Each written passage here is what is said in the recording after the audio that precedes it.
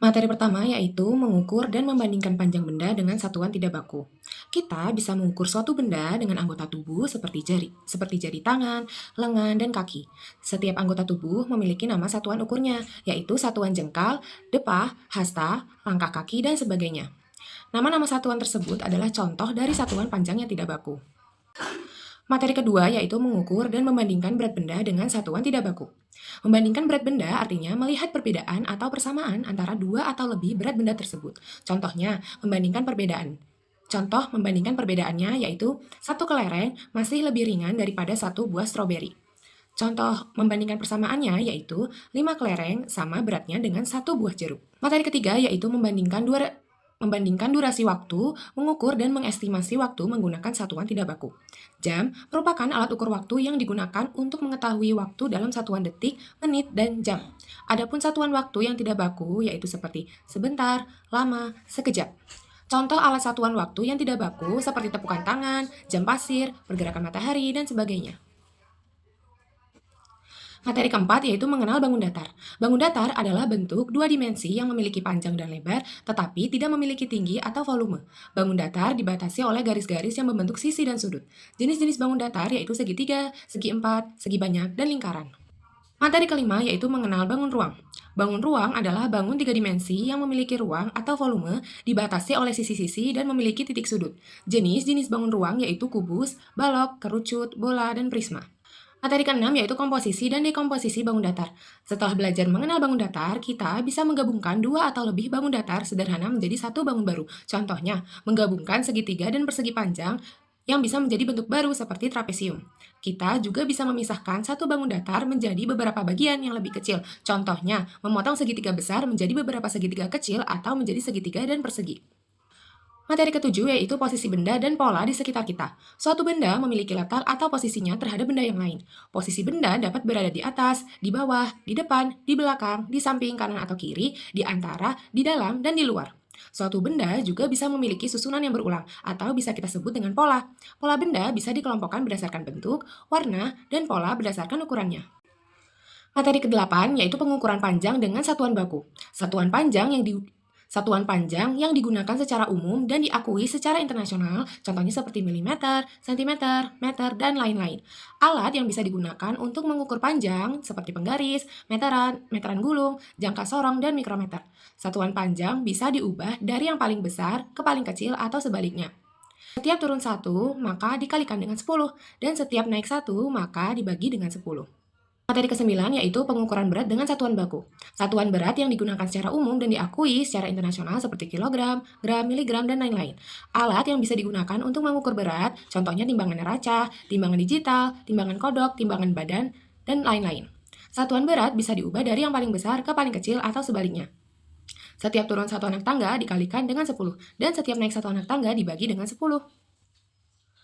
Materi ke-10 yaitu mengukur dan mengestimasi luas dengan satuan baku dan tidak baku. Kita bisa mengukur dan menghitung luas benda atau bangun dengan satuan tidak baku, seperti menggunakan ubin, buku tulis, pensil, origami, dan sebagainya. Contohnya, luas 6 kertas origami sama dengan luas satu permukaan buku gambar. Jika panjang sisi kertas origami adalah 5 cm, maka luas permukaan buku gambar adalah 150 cm persegi.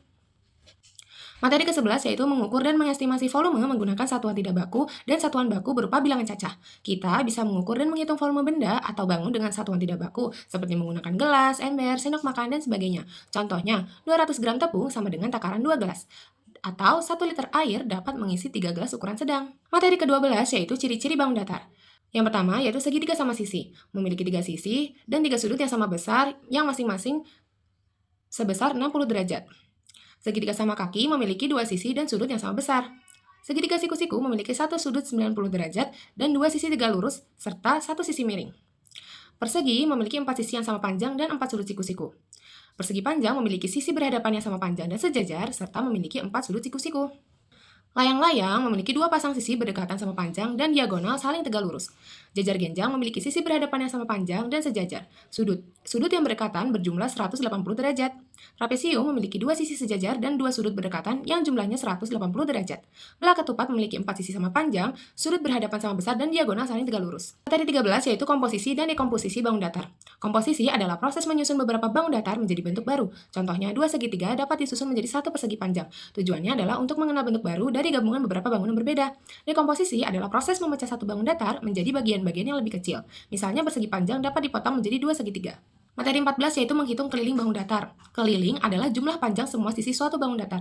Keliling persegi yaitu 4 kali sisi. Keliling persegi panjang yaitu 2 kali panjang tambah lebar. Keliling segitiga yaitu keliling A tambah B tambah C.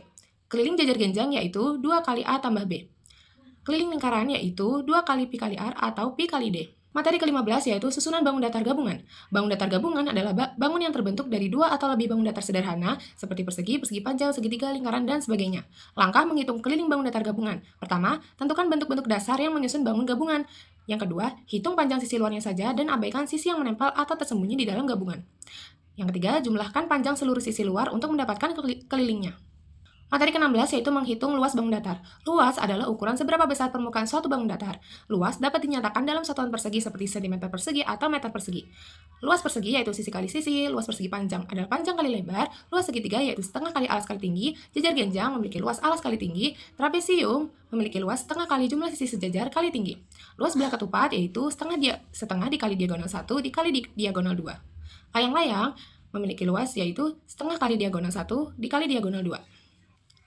Materi 17 yaitu menghitung luas bangun datar gabungan. Materi 17 yaitu menghitung luas bangun datar gabungan. Langkah untuk menentukan luas bangun datar gabungan yaitu tentukan bangun datar sederhana yang menyusun bangun gabungan. Pecah bangun gabungan menjadi beberapa bagian yang mudah dihitung luasnya. Yang ketiga, gunakan rumus luas sesuai bentuknya untuk menghitung setiap bagian. Jika semua bagian menyusun satu bangun utuh, maka jumlahkan luasnya. Jika ada bagian yang harus dikurangi, maka kurangkan luasnya.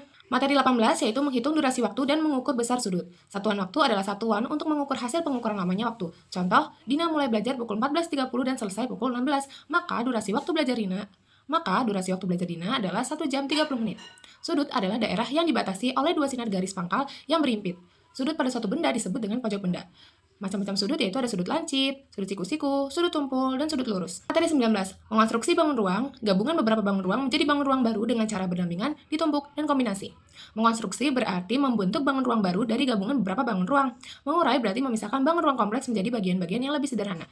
Pun visualisasi spasial yaitu melihat bentuk bangun ruang dari berbagai sisi, seperti atas, bawah, depan, belakang, kanan, kiri, untuk memahami bentuk keseluruhannya. Materi ke-20 yaitu membandingkan karakteristik bangun datar dan bangun ruang. Bangun datar yaitu bentuk dua dimensi seperti persegi, segitiga, lingkaran, dan cirinya yaitu hanya memiliki panjang dan lebar. Bangun ruang yaitu bentuk tiga dimensi seperti kubus, bola, tabung yang memiliki panjang, lebar, dan tinggi atau volume.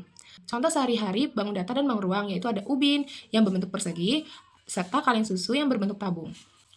Materi ke-21 yaitu menentukan lokasi pada peta yang menggunakan sistem berpetak. Pada peta berpetak atau berkoordinat terdapat titik koordinat pada bidang datarnya yaitu dua sumbu yang terdiri dari sumbu X dan Y. Langkah ke kanan itu disebut sumbu X, sedangkan langkah ke atas atau vertikal yaitu disebut sumbu Y. Contohnya, titik D terletak 4 langkah ke kanan dan 2 langkah ke atas. Maka, koordinat titik D adalah 4,2. Sekian, terima kasih. Wassalamualaikum warahmatullahi wabarakatuh.